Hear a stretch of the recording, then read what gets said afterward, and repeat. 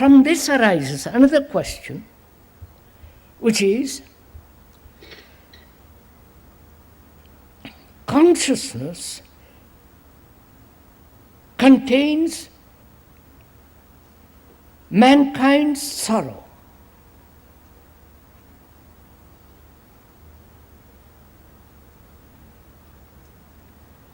That is, you as a human being is part of the world.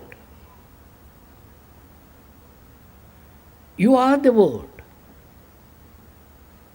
Not an idea, not something that's intellectually has been put together by reason and you say, yes, quite right.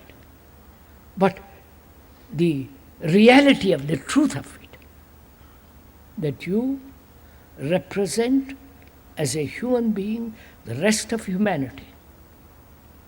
Because you suffer, you are anxious, you are uncertain, confused, miserable, fearful, hurt, everything. And every human being has this. So your consciousness is the consciousness of mankind.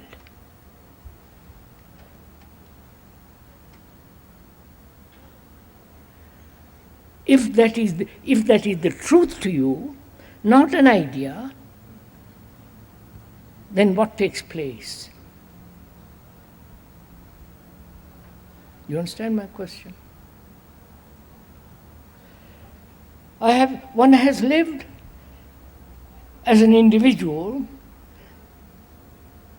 fighting, struggling, to express oneself, demanding what follow as a limited, contained, narrow individual. And it's very, very difficult to see the truth that you are the rest of mankind.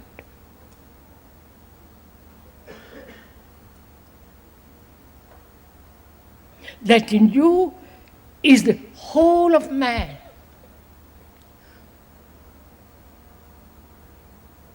And therefore, his fears, his anxieties, his mischief, his arrogance, his pride, his violence, all that, and his sorrow. Right?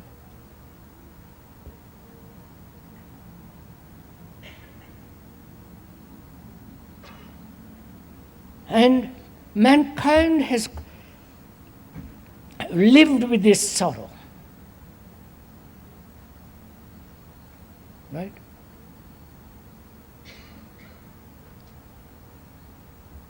Lived with sorrow, has accepted sorrow as part of his life.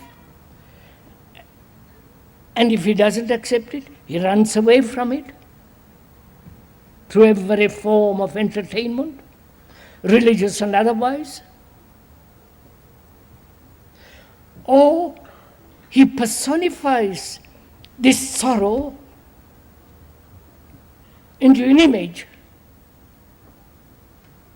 which the Christians have done, and think they've solved this problem.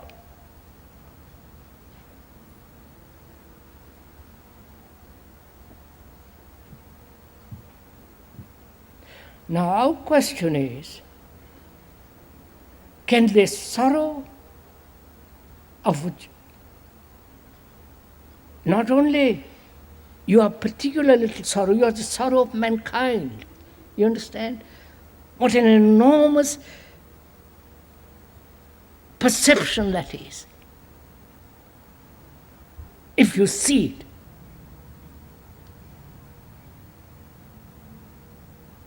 That your sorrow is not yours, it's the whole of man, of mankind.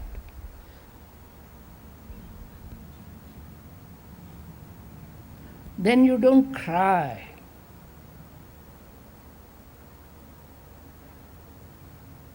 Then you don't shed tears about your little wounds, your little failures, your little anxieties, and so on. But when you realize you are the representative of all mankind, it brings about an enormous sense of vitality, energy.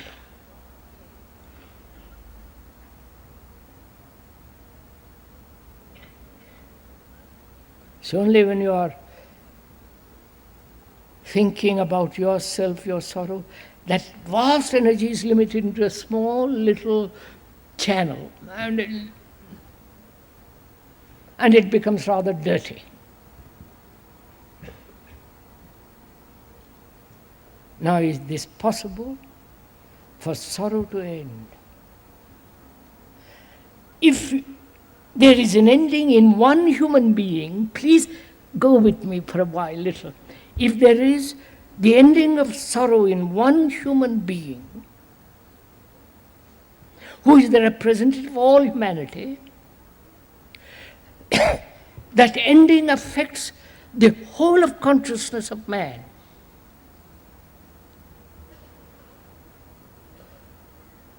You understand?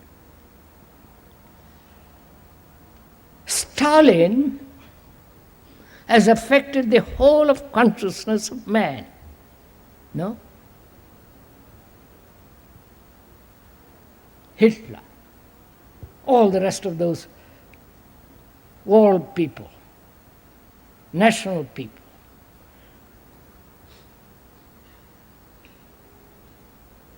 Through the priest, the idea of Jesus Christ has affected mankind. Right? You will accept that more easily.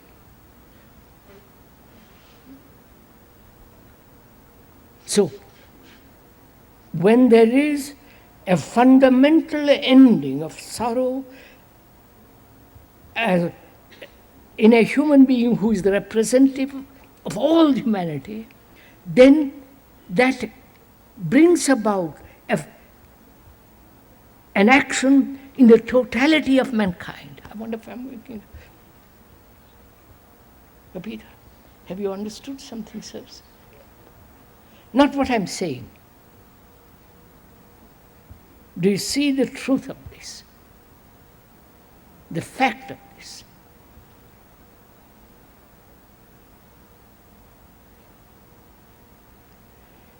That is, most of us have some kind of sorrow.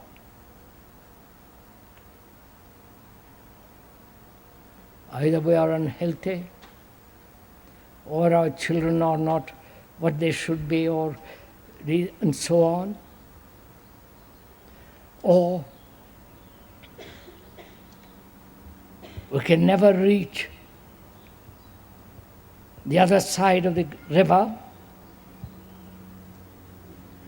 or we can never be as intelligent as somebody else, or there is the love of someone who dies. The sorrow of thousands of people who have been killed during the war.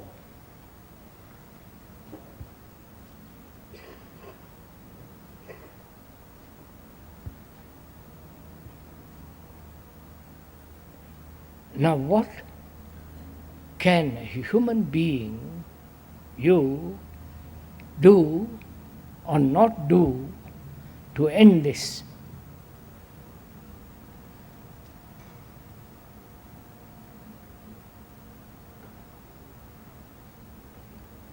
Take ordinary, everyday incident of death. Someone whom you so-called love dies. Old age, disease, accident, and so on, dies. And you have lost him or her. And you shed tears of loneliness, shed tears of sudden loss, irrevocable loss.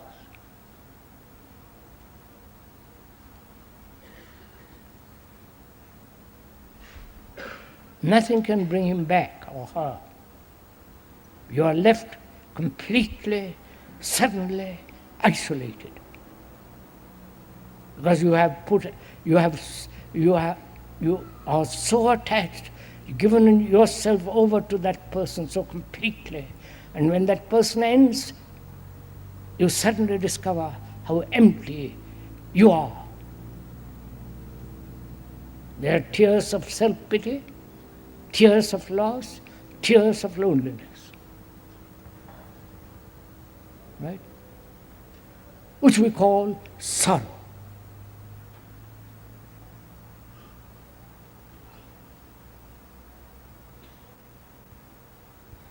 And can that sorrow end? It doesn't mean that you are callous, that you are indifferent, that you become totally isolated with everything and therefore self-protected. Is it possible to end sorrow? Not the sorrow of somebody whom you lose, but the whole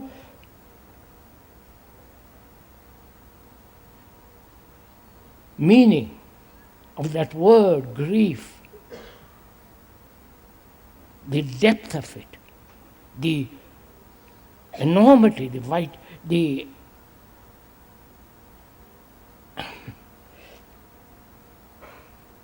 of it.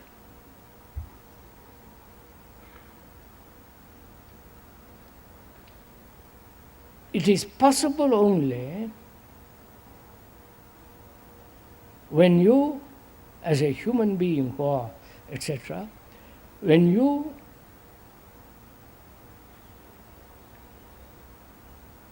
observe without action. Yes? Without doing something about it. Just be entirely with it.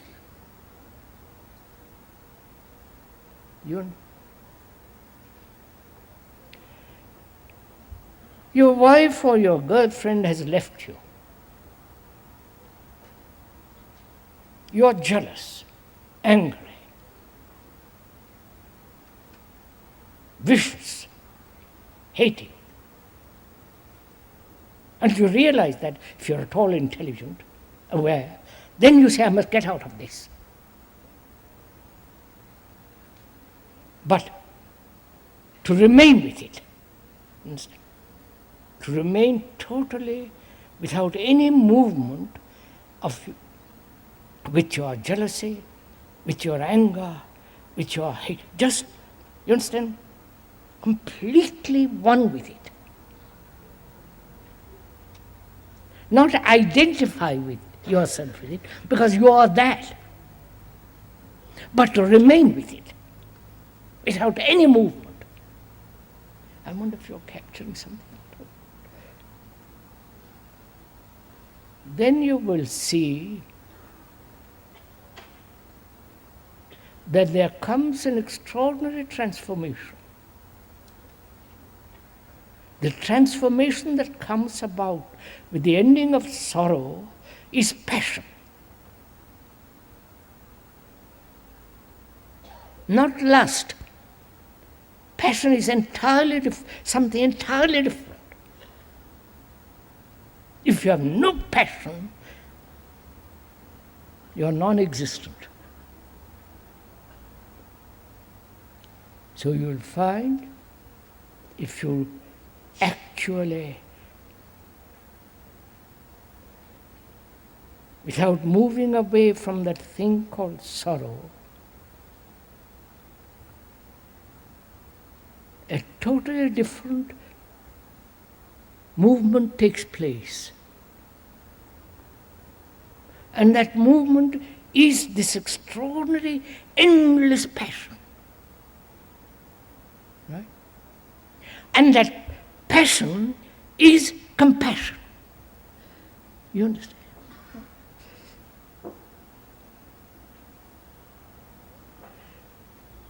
The word compassion means passion for all things. For birds, trees, for human beings, for the rock, for the stray animal.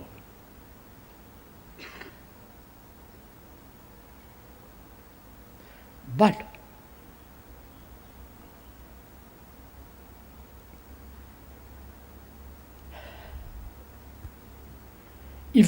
when there is compassion for one person, then it is limitless. Because in its very nature, it includes all things.